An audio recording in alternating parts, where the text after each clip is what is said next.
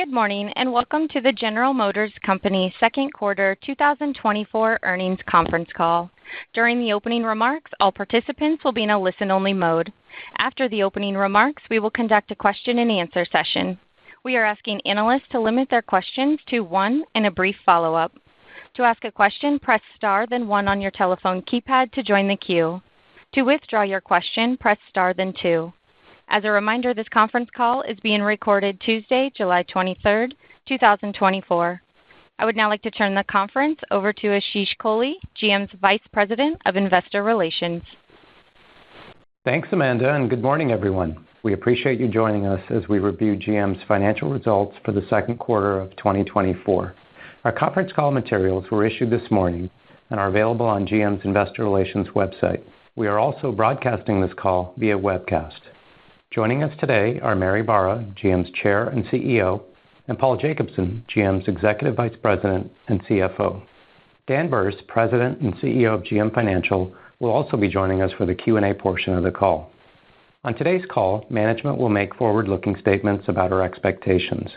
These statements are subject to risks and uncertainties that could cause our actual results to differ materially. These risks and uncertainties include the factors identified in our filings with the SEC. Please review the safe harbor statement on the first page of our presentation, as the content of our call will be governed by this language. And with that, I'm delighted to turn the call over to Mary. Thanks, Ashish, and good morning, everyone. I want to begin today's call by thanking the GM team, as well as our dealers, suppliers, and other business partners for helping us deliver strong second quarter and first half results, including record revenue in both periods. There are four key drivers to our performance and our new higher guidance that I'd like to highlight. First, our past investments have created a consistently high-performing portfolio of ICE trucks and SUVs from a volume, share, and margin standpoint. Next, our EV portfolio is scaling well and gaining market share. In fact, our U.S. EV deliveries grew 40% year-over-year in the second quarter, while the industry grew at 11%. We're encouraged by these early results because disciplined volume growth is key to earning positive variable profits from our EV portfolio in the fourth quarter and maintaining strong ICE margins. Third, we continue to deliver stable pricing, and our incentives on average have been more than 100 basis points below the industry average for 4 consecutive quarters. And finally, with our new investments, we have even greater focus on margins and capital efficiency. Great vehicles and better execution will continue to differentiate us.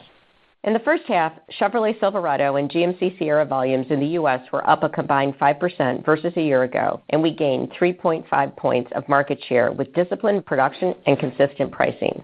In addition, sales of our redesigned Chevrolet Colorado and GMC Canyon midsize pickups were up 31% year-over-year, with ATPs up 9%. In SUVs, we're executing a full-court press with 8 all-new redesigned compact, midsize, and full-size models that began arriving in showrooms during the second quarter. They include some of our most profitable nameplates, like the Chevrolet Traverse, GMC Acadia, and the Buick Enclave, which will be available with Super Cruise for the first time. We designed Super Cruise to let customers drive hands-free for hours at a time on far more roads and with far fewer disengagements. Road testers at Edmunds.com rated Super Cruise the top hands-free driving system because it's confidence-inspiring, and its technical differences between our system and others explain why Super Cruise is so smooth. The Chevrolet Equinox, our highest volume SUV, will also be all new, and we expect it to be more profitable than the outgoing model, just like our family of midsize Buick, GMC, and Chevrolet SUVs. This is a function of several strategic decisions we've made. First, the styling is bolder and more truck-like for the Chevrolets and GMCs, while the Buick Enclave adopts the brand's sophisticated new design language. Next, we elevated the comfort and technology features to make them even more desirable. Then we leveraged our proven platforms and component sets for lower cost and greater efficiency. Winning with simplicity, which is our drive to eliminate unnecessary complexity in the way we engineer and equip our vehicles, will help ensure that we can continue to sustain and even improve our margins in the future. For example, through smarter contenting and optimizing selectable options, we have been able to eliminate more than 2,400 unique parts on 10 vehicles we're launching through the first quarter of 2025. On the 2025 Cadillac Lyriq alone, we've reduced the part count 24% from the 2024 model year with no compromises to performance or features. The list of parts or subsystems that we no longer need to design, engineer, source, install, and warehouse is extensive and includes complex and relatively costly seat assemblies, consoles, door trims, and fascias. A crucial element is reducing the number of buildable electrical combinations, which is delivering hardware and software quality improvements as well as savings. The work is helping us meet our $2 billion fixed cost reduction program this year, and the savings will be even greater in the future. As I said before, our EV portfolio is growing faster than the market now that our module issues are resolved and we are scaling production. Our early sales are mostly incremental. About 54% of customers are new to GM, and we're working to increase our conquest rate by raising awareness and launching new models. Our best-selling EV so far this year is the Cadillac Lyriq, and it is now the market-leading luxury EV in 22 states, including Florida, Texas, and Michigan. The GMC Hummer EV and the Chevrolet Blazer EV are also building momentum. To unleash the next cycle of EV growth, we're scaling production of the Chevrolet Equinox EV with its unique combination of performance, technology, range, and affordability. We delivered our first 1,000 units late in the second quarter, and the reaction from customers, dealers, and the media is very strong. One product reviewer said, "Chevy seems positioned to grab a piece of the pie that no one else has quite grabbed onto yet," and we think that is spot on. Then over the next several months, GMC will launch the Sierra EV, and the Cadillac Lyriq will be joined by the Optiq, Escalade IQ, and Celestiq. We're especially excited about the Optiq. Car and Driver said it nails the compact luxury SUV formula. Then next year, when we follow with the Vistiq, Cadillac will have a beautifully designed EV in every global luxury SUV segment. We're going to focus on winning new customers with these nameplates, as well as with the next generation Chevrolet Bolt EV, because they represent the largest growth opportunities for us. But we've also made adjustments to ensure we have a balanced approach as the market develops. This includes deferring Buick's first EV, which had been planned for 2024. As we're expanding choice, other barriers to EV adoption, like public charging access, are also improving. We are working to finalize commercial agreements with Tesla to give our customers access to their charging network. The Iona fast charging venture we joined is expected to bring its first chargers online before the end of the year, and customers are telling us the drive-through plazas we're rolling out with Pilot Company are the best public charging experience out there. As excited as we are about our portfolio, we are committed to growing responsibly and profitably in any demand environment. Over the next few years, third-party forecasters now see the EV market growing steadily but more slowly than it did over the last few years. As a result, we are adjusting our spending plans to make sure we're capital efficient and moving in lockstep with customers. For example, our Ultium Cells joint venture continues to ramp up domestic battery cell supply this year, which is helping drive profit improvement in our EV portfolio. As we go forward, we're going to bring additional capacity online in a measured cadence. This will enable us to better optimize our battery chemistry and form factors to meet our customers' needs on cost and range. We've also decided to reopen the Orion Assembly as a battery electric truck plant in mid-2026. The new timing is 6 months later than our plan heading into the year. We're confident that we can meet customer demand for standout EV trucks in the interim by leveraging the production capability and flexibility we have in Factory Zero. We will also continue to take advantage of the flexibility we have to mix production between ICE and EV at key plants. Next, I'd like to discuss our results in China. As you know, the market has significant excess capacity, and many startups and established competitors continue to prioritize production over profitability. We have been taking steps to reduce our inventories, align our production to demand, protect our pricing, and reduce fixed costs. But it's clear the steps we have taken, while significant, have not been enough. We had expected to return to profitability in China in the second quarter. However, we reported a loss, and we expect the rest of the year will remain challenging because the headwinds are not easy. We are working closely with our JV partner to restructure the business to make it profitable and sustainable. I'll close my opening comments by recognizing the progress Cruise has made over the last several months. As you know, Cruise has returned to the road in Houston, Phoenix, and Dallas, and we recently provided them with bridge financing to support their operational cash needs. We've also made several significant leadership appointments, including hiring Mark Whitten as CEO. Mark has decades of experience on the front lines of technology transformations, which will be crucial as we move forward. Our vision to transform mobility using autonomous technology is unchanged, and every mile traveled and every simulation brings us closer because Cruise is an AI-first company. We have some of the best engineers in tech building a cutting-edge AI platform, harnessing the power of large-scale foundation models to continuously improve safe AV performance. The Cruise team will also simplify their path to scale by focusing their next autonomous vehicle on the next-generation Chevrolet Bolt EV instead of the Origin. It's a win-win for both GM and Cruise. It addresses the regulatory uncertainty we face with the Origin because of its unique design. Per-unit costs will be much lower, which will help Cruise optimize resources and enable them to deliver AV tech at scale as quickly as possible. And the change will help GM fully leverage our investment in the Bolt EV with a major new customer for the product. We think all of these are important steps that will help us attract those who believe in the Cruise mission and see the incredible long-term business opportunity of autonomous driving. With that, I will turn the call over to Paul to walk you through our financial results. Thank you, Mary, and I appreciate you all joining us this morning. Our second quarter results were driven by ongoing strong performance from our ICE business and stable pricing across the portfolio that once again outperformed our guidance assumptions for the quarter. And I'm pleased to share that pricing has remained relatively consistent thus far into July.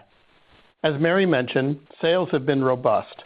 We launched our new midsize SUVs supporting stable pricing and generating stronger profit margins than preceding models. Highlighting our focus on profitable growth, recent J.D. Power data showed that our U.S. incentive gap compared to the industry average is expanding. In the second quarter, we ran roughly 150 basis points below the industry, while at the same time our U.S. retail market share increased by 70 basis points, more than offsetting the lower fleet volume to rental companies. Our EV portfolio is gaining momentum. In the second quarter, our U.S. EV deliveries were up 34% sequentially from the first quarter, driven by the Chevrolet Blazer EV and the Cadillac Lyriq. And moving forward, we'll also benefit from the Chevrolet Equinox EV, which delivers more than 300 miles of range and will be sub $30,000 after factoring in the consumer tax credit.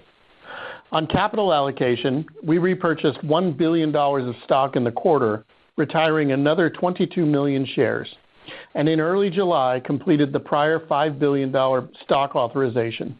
We ended the quarter with a fully diluted share count of 1.14 billion, a reduction of 18% from a year ago.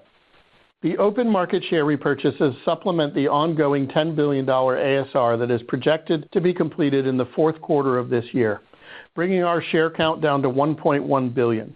As a reminder, on the ASR, we paid the $10 billion upfront in December of last year and immediately retired 215 million shares. In the first quarter, the first tranche was completed, and we retired another 4 million shares. In the second quarter, no additional shares were retired under the ASR as the banks continued to cover their positions in the 215 million shares they borrowed at the outset of the program. In the fourth quarter, we expect to retire another 20 to 30 million shares depending on several factors, including the average share price during that period, bringing the total number of shares retired under the ASR to around 250 million. On top of these measures, last month the board authorized an additional $6 billion for share repurchases. Considering our belief that GM's share price is still undervalued, you should expect us to remain active in future share repurchases, continuing the great progress we have made towards our goal of driving our share count below 1 billion outstanding. Getting into the second quarter results, revenue was up 7% to $48 billion, driven by higher wholesale volumes and stable pricing in North America. We achieved $4.4 billion in EBIT adjusted, 9.3% EBIT adjusted margins, and $3.06 in EPS diluted adjusted. Recall that in 2023, we had inventory valuation adjustments of $1.7 billion for battery cell and EV finished goods inventory. We expected the allowance to be substantially lower in 2024 as we improve EV profitability and reduce our inventory levels. We made good progress in these areas during the second quarter and therefore reduced about $300 million of the allowance, and our guidance includes a similar benefit in both the third and fourth quarters, totaling around a $1 billion benefit for the full year. We achieved adjusted automotive free cash flow of $5.3 billion during the second quarter, similar to last year and driven by our strong core operating performance coupled with our capital discipline.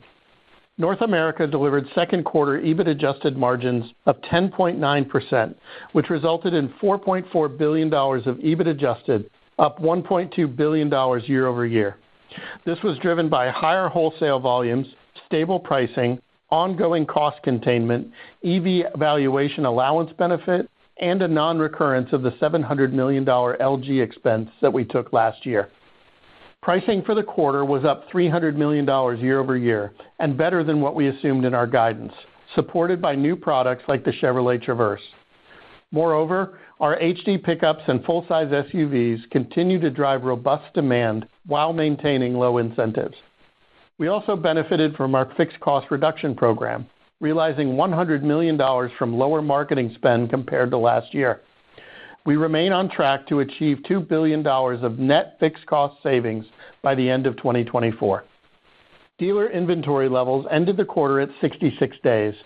This is temporarily above where we were tracking earlier in June, as we believe some sales for dealers using the CDK platform were delayed until the third quarter. We will continue to monitor our inventory and adjust production as necessary to maintain our targeted inventory levels of 50 to 60 days. GM International second quarter EBIT adjusted was $50 million, down $200 million year over year. China equity income was a loss of $100 million, down $200 million year over year. Mary already touched on the difficult China market and the immediate steps we have taken with our JV partner to return it to profitability as soon as possible. EBIT adjusted in GM International excluding China equity income was $150 million, flat year over year, but improved more than $50 million sequentially from the first quarter. GM Financial has consistently performed well, with second quarter EBT adjusted of $800 million, up $50 million year over year, and tracking in the range of $2.75 to $3 billion for the full year. They continued to drive portfolio growth and paid a $450 million dividend to GM during the quarter. Cruise expenses were $450 million in the quarter, down $150 million from a year ago, reflecting a reduction in operational activities and a technology improvement focus intended to meet the high performance bar expected for AVs. We are very conscious of spend, while at the same time efficiently expanding operations across Phoenix, Dallas, and Houston. In addition, Mary explained how utilizing the next generation of the Chevrolet Bolt EV will aid in scaling our robotaxi business to create a more cost-effective and scalable option. However, the decision to pause the production of Cruise Origin triggered a charge of roughly $600 million, which we recorded as a special item in the second quarter. Let's move now to our updated guidance. Given the positive momentum we've seen thus far and our confidence in the rest of the year, we are raising full year 2024 guidance to EBIT adjusted in the $13 to $15 billion range, EPS diluted adjusted in the $9.50 to $10.50 per share range, and adjusted automotive free cash flow in the $9.5 to $11.5 billion range. Our cash flow guidance increase is larger than our EBIT increase, primarily due to production alignment to market demand and further working capital benefits over the balance of the year.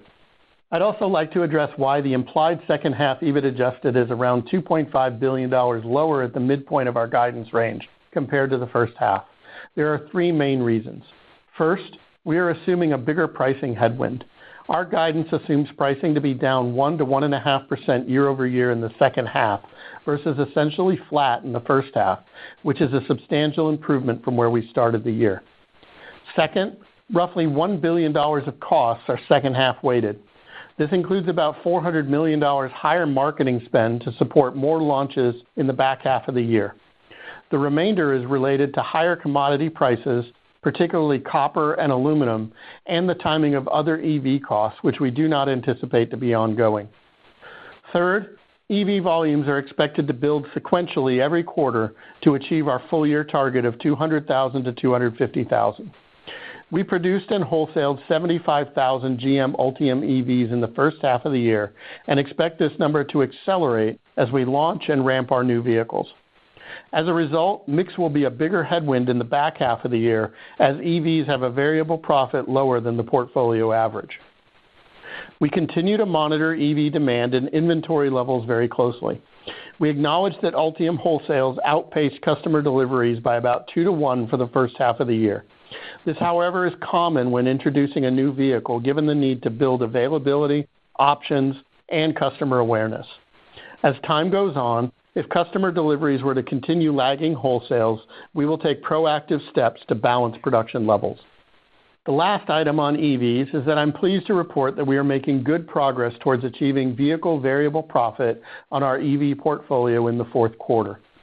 Key drivers to reach this goal include improved manufacturing scale and efficiencies, including module and pack assembly, reduced cell costs from improved scale and performance at our Ultium Cells JV, including working through our inventory of cells produced with higher battery raw materials. This has helped reduce our average cell cost by roughly $30 a kilowatt hour sequentially from the first quarter, and we expect further improvements in the second half of the year. And finally, improved vehicle mix as we scale our electric full-size trucks and SUVs. In closing, we are committed to maintaining the strong financial performance we accomplished in the first half of the year and consistently adhering to our capital allocation framework. It is underpinned by a focus on cost containment, capital efficiency, and agility in navigating the complexities of our business. We are differentiating ourselves from our peers with superior product offerings and improving execution. We are market leaders in the truck and full-size SUV segments, growing market share in affordable SUVs, and our refreshed midsize SUVs are some of the fastest-growing vehicles in the segment, while yielding higher profitabilities than the preceding models. At the same time, we are growing and improving profitability on our EV portfolio, along with developing a world-class software organization and making steady progress at Cruise. As always, our customers and their safety will be at the center of everything we do and is fundamental to our continued success. This concludes our opening comments, and we'll now move to the Q&A portion of the call. As a reminder to analysts, we are asking that you limit your questions to one and a brief follow-up so that we may get to everyone on the call. To ask a question, press star then 1 on your telephone keypad to join the queue. To withdraw your question, press star then 2. Our first question comes from the line of Dan Levy with Barclays. Your line is open. Hi, good morning. Thank you for taking the questions. Wanted to start first with a question on pricing. If you could just provide a bit of context on the pricing strength we've seen, not only in 2Q but in 1Q. If you just look at the incentives are clearly up, but your pricing has actually been net flat. Any color behind this? And then maybe you could just talk to the sustainability of this in light of the fact that, we've seen some inventory normalization, but price is held in. Do you view this price as sustainable beyond this year, factoring in that there is going to be some increase in incentives as inventory ticks up further from here? Yeah, good morning, Dan. Thanks for the question, first of all. So, what I would say is that obviously we've been very disciplined about our commercial strategy and going to market. And despite the fact that we've seen a little bit of pressure year over year on incentives, we've actually widened the gap in the quarter against our competitive set. So, demand for our vehicles is strong.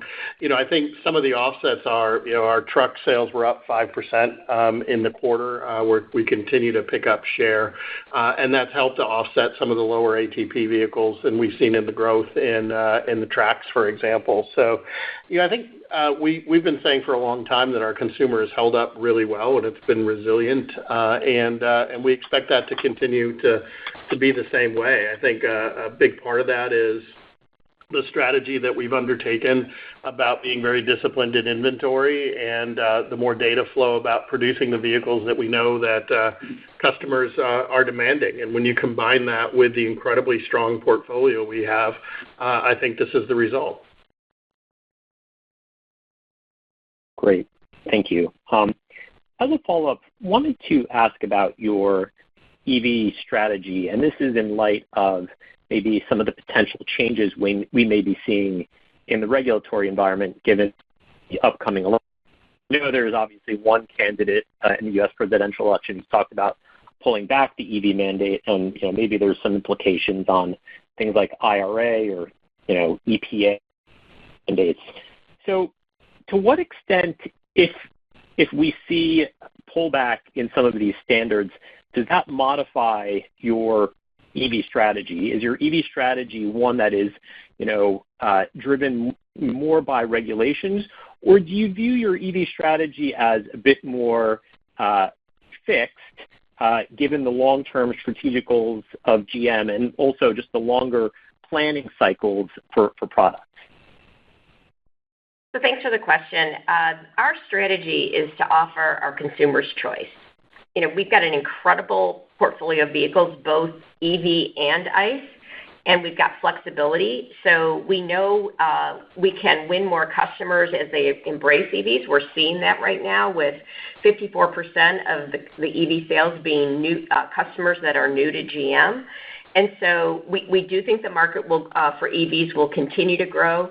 And we've got the performance, the technology, and the range that customers want, especially when you look at our portfolio with the Equinox coming out right now, the affordability of that vehicle, along with when we have the Bolt next year, we're giving consumers that choice. And as I've said, EVs are fun to drive, instant torque. I think our EVs have beautiful designs, the right range, the right performance. So, again, we'll be guided by the consumer, and regardless of what the regulatory environment is, regardless, we're going to work to maximize because we've got that flexibility between ICE and EV. So I think we're in a very strong position. I think we also have to look at, though, the investments GM's made in EVs. We're creating thousands of jobs all over the country, including Ohio, Michigan, and Tennessee. So I'm pleased with where our strategy is. I think, regardless of what happens from a regulatory perspective, we're going to be well positioned with our ICE and with our EV portfolio. Okay, thank you. Thank you. Our next question comes from Itay Michaeli with Citi. Your line is open. Great. Thank you. Good morning, everyone, and congrats on the quarter. Maybe a first question for Paul back on the second half bridge, and thank you for the color. On the 1.5% negative pricing assumption, how does that compare to what you're assuming for the industry in the second half? And also, how should we think about a high-level sensitivity to EV volume target second half of the year? If the volumes are coming lower, I think about the puts and takes in the model for that.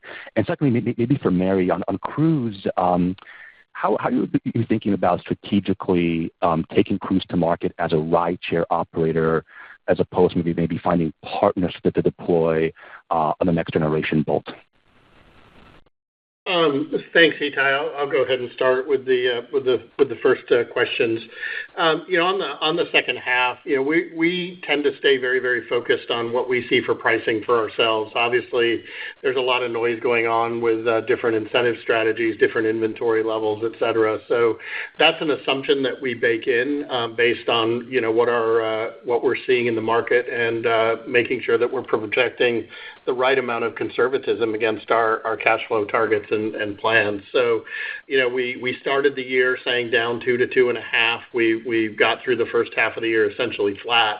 What I would say is July to date looks very similar to June. So we're going to continue to push through month by month, quarter by quarter on the portfolio that works for us. So, we've managed to do that through various incentive strategies and various inventory pushes that we've seen from our competitors, and we're going to just be focused on meeting our customer demand the best we can.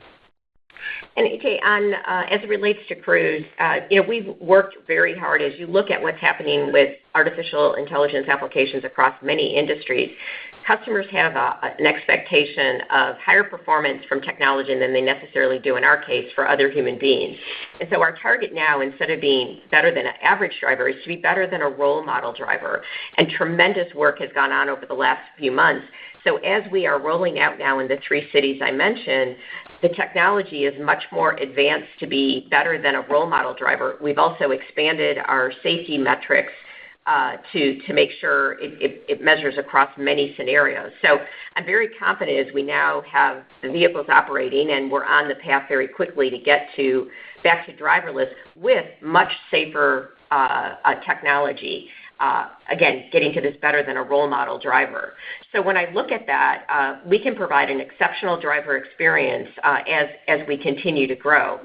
Now, when you talk about what is the right balance between expansion, capital demands, and partners and or investors, we're very open, and we're seeing significant interest in Cruise. So as we move into this next phase, we're going to be looking at what's the right efficient way to go forward with Cruise from a robotaxi business, from a Cruise perspective, but also we are staying very laser focused on the personal autonomous vehicle opportunity for GM.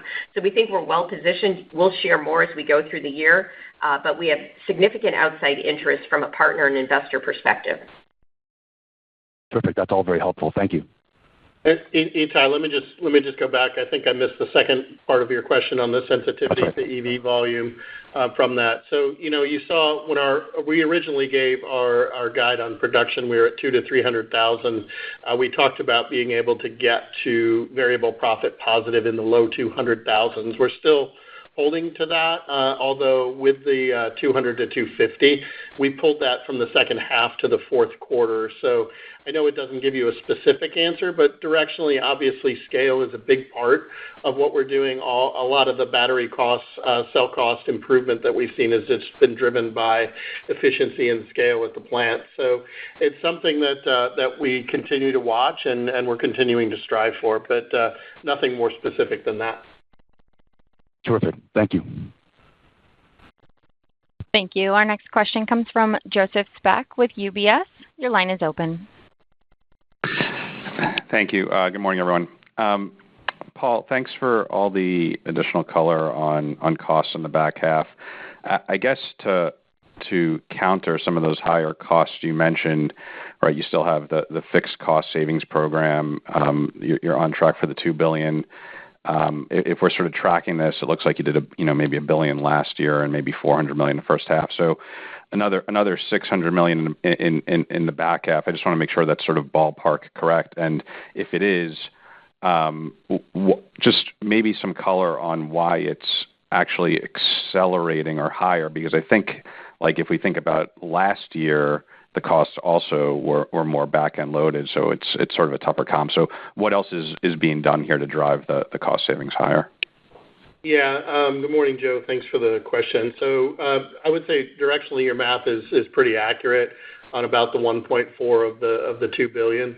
I would look at the biggest cost increase that we highlighted on the call is about $400 million of marketing spend, and that is first half to second half. So marketing spend overall is still down significantly, and the team has done a great job of driving more efficiency into what we're doing.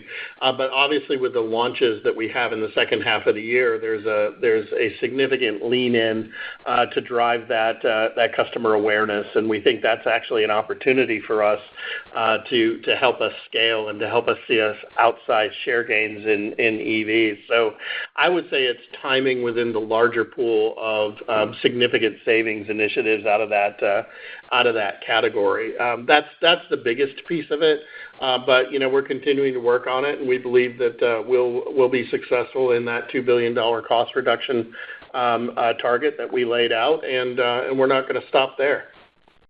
Okay, thanks for that first half, second half clarification on the marketing. And then, Mary, just on the Origin decision, obviously some cost savings, but I guess is there also, and I think you're still undergoing the strategic review for Cruise, but does this also indicate a change in go-to-market strategy and sort of not having that purpose-built vehicle? Like, what were some of the other considerations? Is sharing just not really, you think, viable for that business model, or are there other use cases versus what you were originally planning for? No, I think that the main reason is, with switching from the Origin to the Bolt is we extinguish the regulatory risk. Remember, because the Origin doesn't have steering wheel and some other motor vehicle safety standard components, it doesn't meet motor vehicle safety standards. That requires a legislative change. We've been working on that. It's been difficult to get done, and with that, if we don't get that legislative change or authorization from a government perspective, we're limited in the number of origins we could put out. So as we looked at this, we thought it was better to get rid of that risk. And then, when we looked at the Bolt, it's been, I think, a very good product for the initial rollout from an AV perspective, where we have over 5 million miles traveled, and it allows us to be more capital efficient and get better scale on the Bolt EV as we roll it out next year based on the Ultium platform. So I would say it was mainly driven by the uncertainty that we have from a regulatory perspective. Got it. Thank you very much. Thank you. Our next question comes from Daniel Roscoe with Bernstein Research. Your line is open. Hey, good morning, everybody. Thanks for taking my questions. Dan from Bernstein.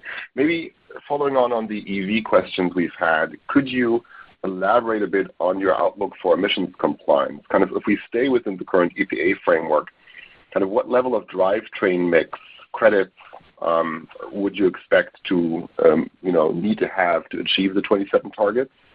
And then following on from Dan's question earlier, if any administration or either administration should decide to revisit the EPA targets, could you outline what you would expect, what the timeline would be to actually be effective for 2027? So what is the latest point in time when an administration, then the EPA, would need to kick off kind of that process to revisit the 27 targets? Thanks.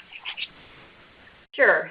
Well, for General Motors to comply with the existing regulations, we have many levers that we can pull, including how we plan our portfolio, the technology that we use on the vehicles. We can utilize credits from prior and future model years and purchase credits, as well as have a robust EV portfolio. And so we look at this on a regular basis based on what's happening with EV adoption, based on what's happening with the regs, and make those decisions. So it's something we have a lot of flexibility, and obviously we intend to meet the regulatory environment. It's really hard for me to predict, what the timeline would be if something is going to change. I would say, though, that we look at our portfolio on a regular basis with not only what we know the regs to be and make sure we have a plan there, and then we do scenario planning for what potentially could happen, and then we have that range of opportunities. So we'll continue with that process. I mean, if you think about it, for the last several years, the regulatory environment has not been certain. I would say what's really important to the company overall is to have regulatory certainty. And so we'll be watching with interest as we get past the election and look at what the regs will be if they change at all. But I think we have the flexibility to moderate based on what we see. Thanks, Mary. And maybe following up, if the regulations for 27 kind of stay as they are right now with a more ambitious path, what role could mild or full hybrids kind of play in your portfolio? And, if they stay as, ambitious as they are right now, would you consider to kind of increase your focus on hybrid drivetrains in the U.S.? Well, as we've said, we plan to have hybrids in key segments, not across the board, but in key segments in the 2027 timeframe because of where the regulatory environment looks to be right now. So we have that opportunity. We can decide what we put on the fleet or what segments we put based on where we see the regulatory environment. So that's definitely one of the technologies that we can leverage. And as we've already said, we plan to have hybrids in key segments in the 27 timeframe. Great. Thanks for confirming that. Thank you. Our next question comes from Ryan Brinkman with J.P. Morgan. Your line is open. Good morning. Thanks for taking my question. Obviously, it is the strong performance in North America that is the driver of the total company results. Certainly, congrats on that. I did think to ask, though, on the performance in China, including after it was a little surprising to see the equity loss fairly consistent with 1Q, despite a solid rebound in both wholesales and non-consolidated revenue. I know you don't provide a detailed bridge for the non-consolidated ops specifically, but from the sequential volume change, it would seem to imply in either price or mix or cost headwind quarter-over-quarter. I'm guessing price, given some of the comments from other automakers in that country, but perhaps you can fill us in there. And then I'm not sure if you're able to comment on what actions might be being considered in conjunction with your partner, but should we expect more that you are readying a portfolio of vehicles, maybe NEVs that you expect could gain greater traction, or are you contemplating more right-sizing actions or some combination? And if you were to undertake right-sizing actions, I can't really remember you reducing capacity in that country before, at least not structurally. So perhaps you could update us on what kind of flexibility you might have in that market to take capacity out. How does it compare to North America today, for example, or maybe to Europe in the past when you operated in that region? Thank you. Yeah, first off, we continue to see, the challenges in China. Very few people are making money, and a lot of OEMs are prioritizing production over profitability. So I think the work that we have been more disciplined than most in our pricing. We are launching some new vehicles that we're seeing positive traction, but it's a difficult market right now, and frankly, it's unsustainable because the amount of companies losing money there cannot continue indefinitely. And really, when you get into the type of pricing war that's going on now, it's really a race to the bottom, and you destroy residuals. There's nothing good that comes from the behavior that we're seeing right now. Having said that, we've taken several steps of getting our inventory right, launching some products that we think are going to be better received than some of the NEVs we had a couple of years ago, especially hybrids and full electric. And then as it relates to the work that we're doing with our partner, out of respect for our partnership, I will provide more details as the decision is made, but I'm not going to go into detail of all the different items that we're contemplating. Great, thank you. And maybe you could comment quickly, too, on the trend in your other international operations, including in the consolidated operations in Korea and Brazil, too. Curious on the trend there. Thank you.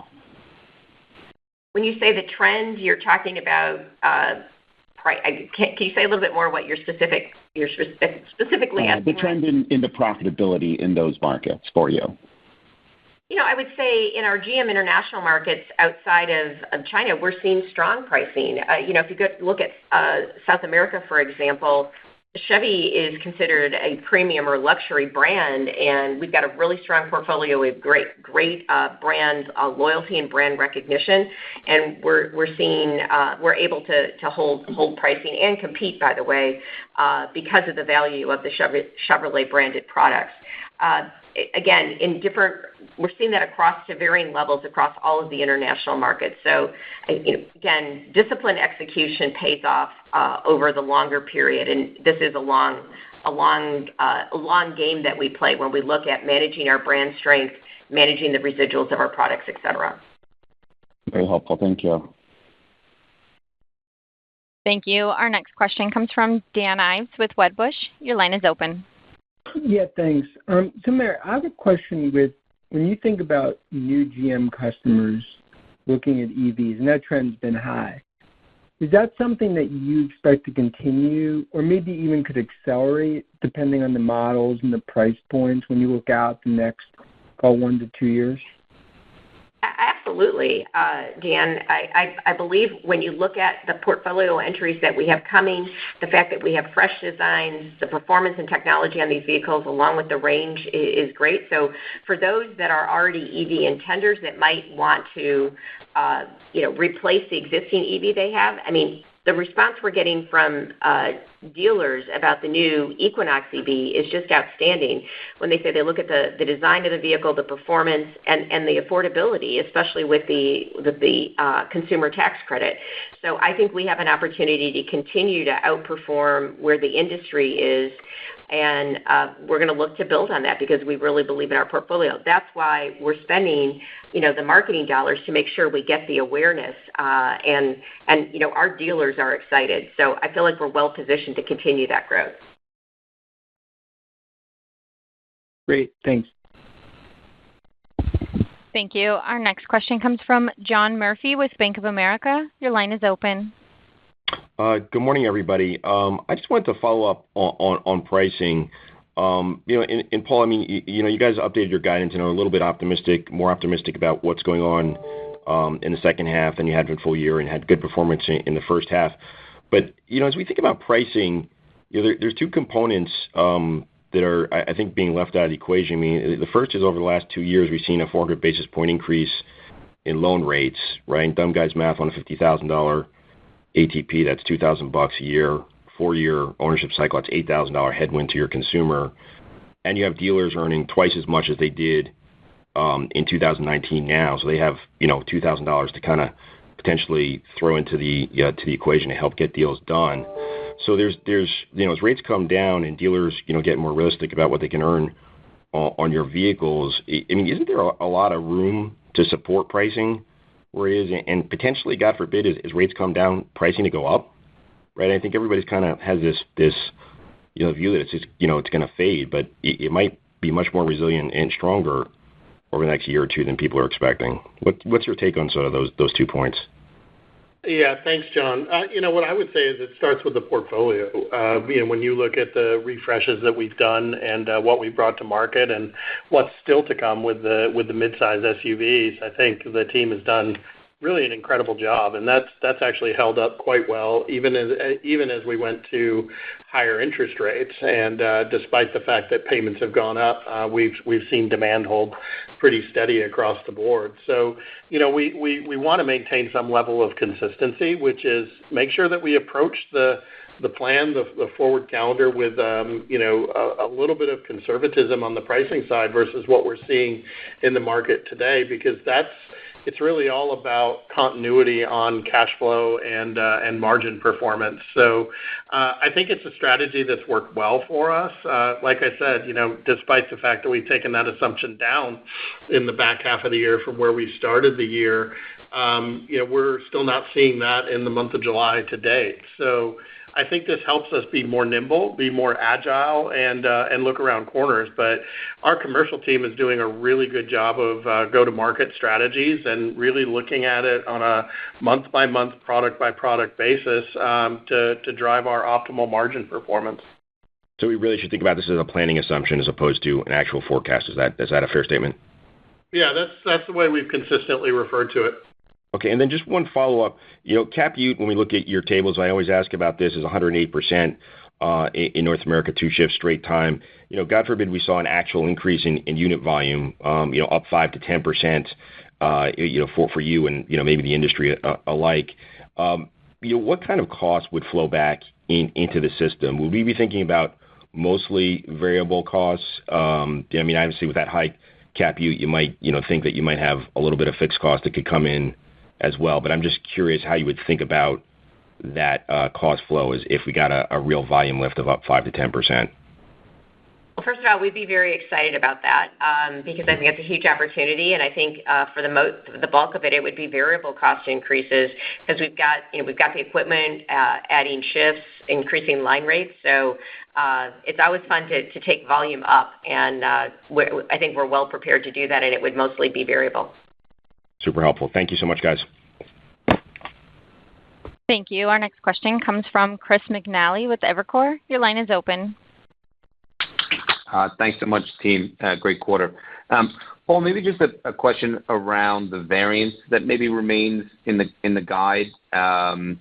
So as been discussed, just high level, the pricing's gone from 2% assumption for the full year to sort of 0.75%, given your second half comments.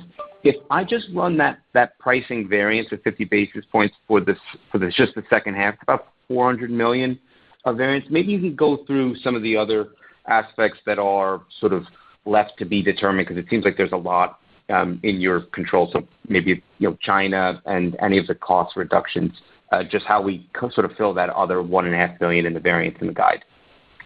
Yeah, so thanks for that, Chris, and thanks for the kind words. What I would say is that if you look at from where we started the year, it's about probably $2 billion of trend line improvement from our initial guide.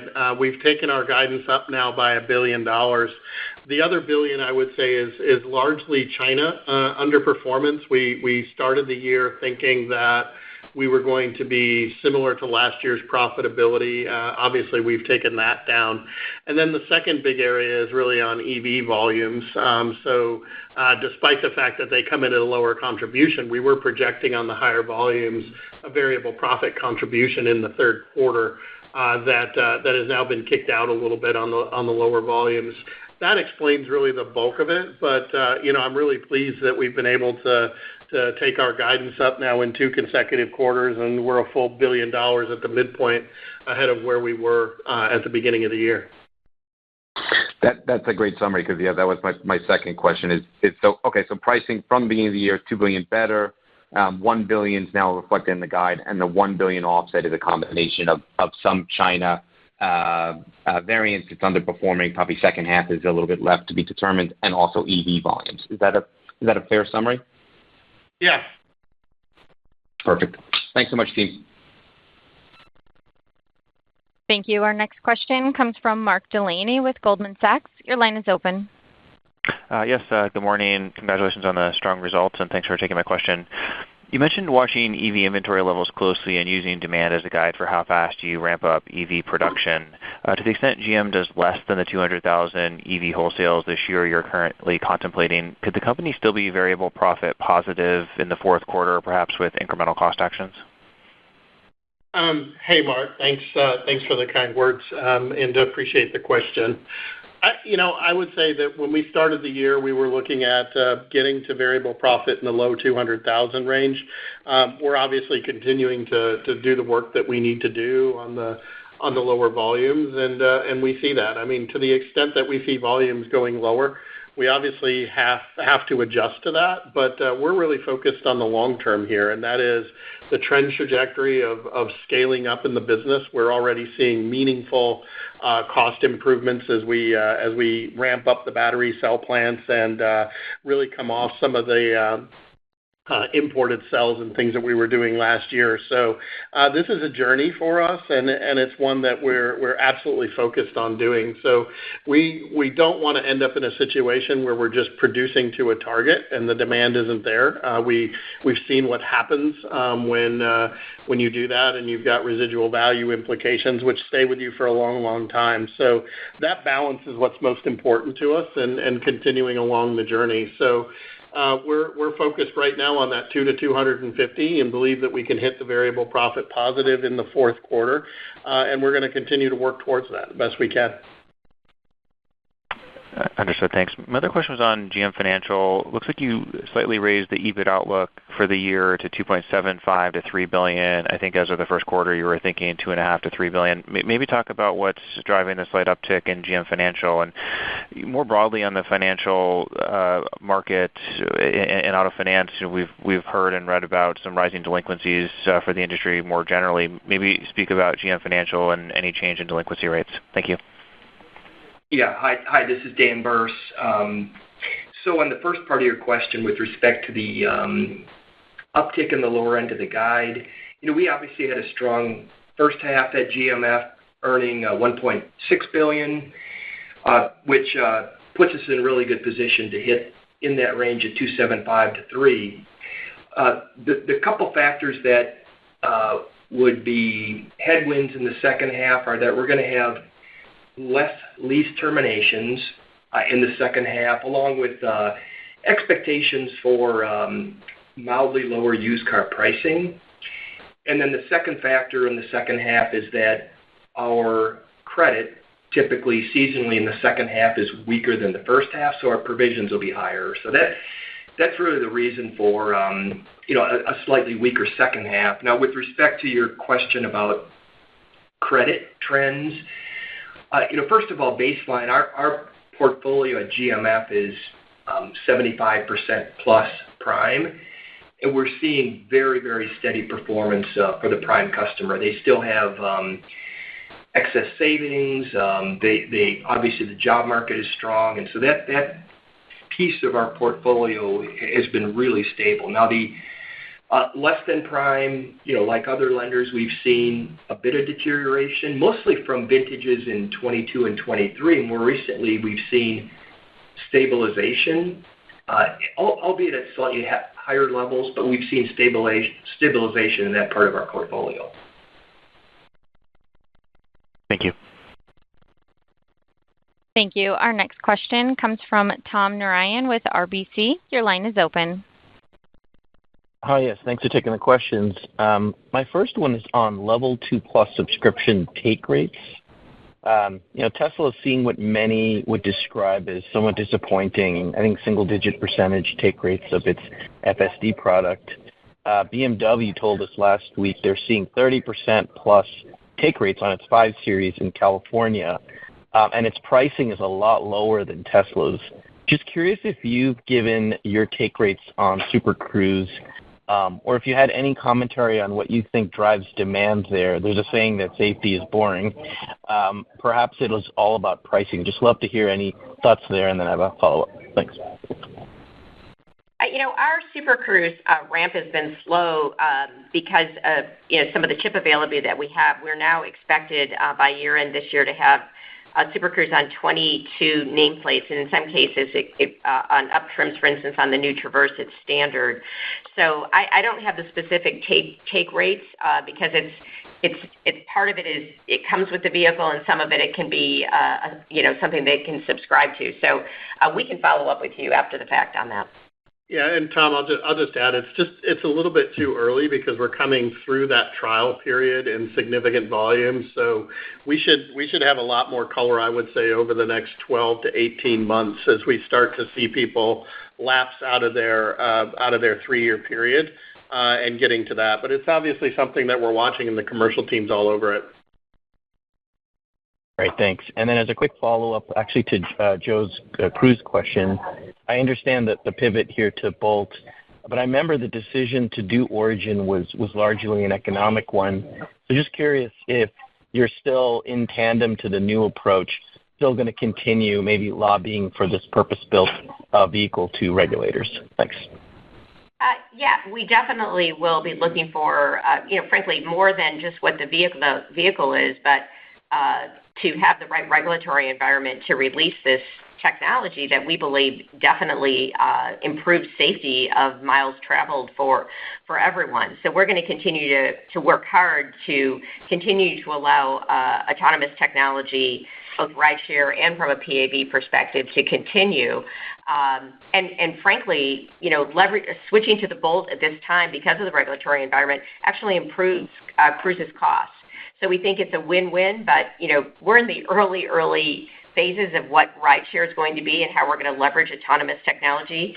I do think in the future there's going to be opportunity for a vehicle like the Origin, and so that remains open to us at the right time. This was about getting costs down at Cruise and being able to scale without regulatory uncertainty. Got it. Thank you. Thank you. Our last question comes from James Picariello with BNP Paribas. Your line is open. Hi, good morning, everyone. To follow up on China, challenges are expected for the second half. But just to put a finer point on this, is the expectation for JV losses to sustain in the third and fourth quarters? And then just high level, what are the pillars here to GM's China strategy going forward? What should turn this around as we consider next year and beyond? Well, I think critical is we've got to get our structural costs right to the new realities of this market. And so we are fully recognizing that the ongoing challenges that we have. And so we're going to, there's really a 3-pronged strategy. We've got to execute the plan to align production to the current retail reality, get rid of the existing higher inventories, and then aggressively reduce the structural costs. From an SGMW perspective, we actually just maintain the stable market share as this operation is very important and also supports some of the global emerging markets through exports from a General Motors perspective. And then as we've talked about in the past, and Paul mentioned it, we have the premium channel where we believe we have an opportunity to export with very low capital investment, very capital efficient, I should say, to take some of our most iconic products and export them into the market at the top end. So I think when we look at the strength of the Buick brand and the China brand, there's a path forward in this market that we do believe over the course of the midterm is going to resume to growth. So that is our plan, and I'm not going to predict where we're going to be exactly in second quarter. I will just tell you we're working aggressively to improve that situation and leverage what we have in GMW and also the opportunity that we'll have with the premium channel. Got it. That's helpful. And then just with respect to the second half versus first half, can you provide additional color on the $1 billion in additional costs that were referenced for the second half? What's driving that outlay, and has this number changed versus your prior guidance? Thanks. Yeah, James. So, the biggest piece of it, as we highlighted, is about $400 million of marketing spend, which is seasonally weighted towards the second half of the year in conjunction with a number of the launches that we have. We knew that going into the year. The other big pieces of it, I would say there are some commodities and EV cost retimes. So these are a little bit new, just as we've kind of pivoted on our assumptions going forward. The commodities, look, we're gonna respond to that, and we always do. But those are the three biggest categories, I would say, on the second half. And the team is working through it and feel good about our performance so far. Appreciate it. Thanks. Thank you. I'd now like to turn the call over to Mary Barra for her closing comments. Thank you very much. And I hope everybody can see that from our results and our new hire guidance, we are making the most of every opportunity we have in ICE and in EV and leveraging our core strengths. We're being flexible and opportunistic, but also importantly, we're being very disciplined. A better Cruise is moving forward once again, and there's significant opportunity there. We're going to continue to return significant capital to our owners as we move forward and the opportunity presents itself. So if you look back, this was a great first half, and we're going to build on it and continue to improve the business, and we have more opportunity to continue to do that to drive our future success. We're going to expand on all these topics at our Investor Day in Spring Hill, Tennessee, and so I hope you will attend. You're going to have a chance to drive our newest ICE and EV products and see close up our cell manufacturing expertise and our manufacturing flexibility. We think it's compelling, and we look forward to having that session with all of you. So thank you very much for joining. I hope you have a great day. Thank you. That concludes the conference call for today. Thank you for joining. You may disconnect.